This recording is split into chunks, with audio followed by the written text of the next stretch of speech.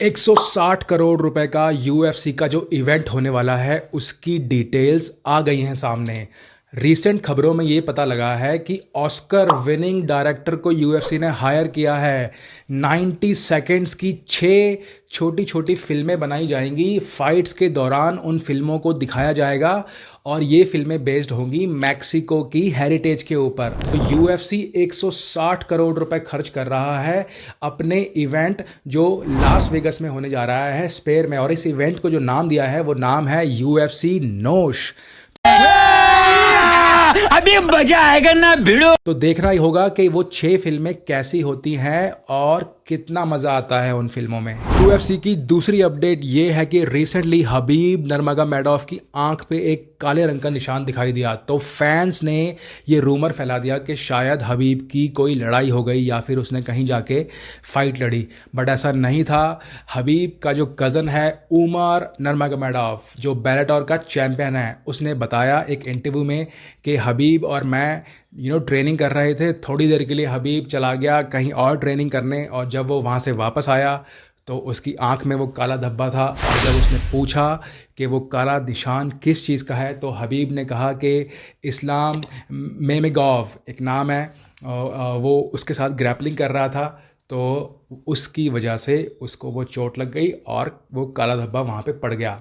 तो शायद फैंस के लिए अभी अच्छी खबर है कि हबीब की कोई लड़ाई नहीं हुई, वो ट्रेनिंग के दौरान ही उसको वो काला निशान आंख पे मिल गया। तीसरी अपडेट ये है कि फ्रांसिस एंगानो, यूएफसी का फॉर्मर हैवीवेट चैम्प, जो दुनिया का सबसे खतरनाक हैवीवेट है, वो रिसेंटली एक पॉडकास्ट में बैठा था जेक पॉल के साथ, और जेक पॉल ने कहा ऐसे ही मस्ती मजाक में कि मैं माइक टाइसन के साथ फाइट करने जा रहा हूं तो क्या होगा। तो फ्रांसिस एंगानो ने कहा कि भले ही माइक टाइसन बूढ़ा है लेकिन वो आज भी दम रखता है जेक पॉल को हराने का, और ये बात उसने जेक पॉल के फेस पे कह दी। और इसी बात में आगे जेक पॉल ने यह भी कहा कि वो एलेक्स परेरा के साथ बॉक्सिंग मैच करना चाहता है। तो फ्रांसिस एंगानो ने उसे वार्निंग दी कि एलेक्स परेरा एक काफ़ी हैवी और बड़ा फाइटर है और उसके साथ बॉक्सिंग मैच करने का आइडिया जेक पॉल को दिल से निकाल देना चाहिए। आप लोगों को क्या लगता है, माइक टाइसन और एलेक्स परेरा क्या जेक पॉल को हरा पाएंगे, जो कि एक यूट्यूबर बॉक्सर बना है अभी। तो देखते हैं आगे क्या होता है। आप कमेंट्स में मेंशन कीजिए कि क्या रिजल्ट होगा, क्या वो नॉकआउट हो जाएगा या फिर वो नॉकआउट कर देगा। भाई ने बोला करने का तो करने का। चौथी अपडेट ये है कि यूएफसी लेजेंड, जो गोट का स्टेटस जिन्हें मिला है, उनका नाम है डिमिट्रियस जॉनसन। ये 125 पाउंड्स की वेट डिवीजन में फाइटर थे। लेजेंड हैं, बहुत ही कम फाइट्स हारे हैं, शायद एक फाइट ये हारे हैं यूएफसी के अंदर और एक फाइट ये हारे हैं वन चैंपियनशिप के अंदर। तो इन्होंने रिटायरमेंट अनाउंस कर दी है। एमएमए कम्युनिटी में हलचल मच गई है कि अब डिमिट्रियस जॉनसन आगे क्या करेंगे। रिसेंटली ये एक जिजुत्सु का मैच भी लड़ रहे थे जहां पे इन्होंने अपने अपोनेंट को हराने के बाद उसे हाथ मिलाया और कहा कि ये हार नहीं है, ज़िंदगी में ये चीज़ें चलती रहती हैं और हमें आगे बढ़ना है, और जब आप घर जाओगे तो आपके पास आपके बीवी बच्चे होंगे, सब कुछ सेम रहेगा। इन्होंने अपने अपोनेंट को मोटिवेट किया, तो वहाँ से भी काफ़ी लोगों ने इनकी प्रशंसा की।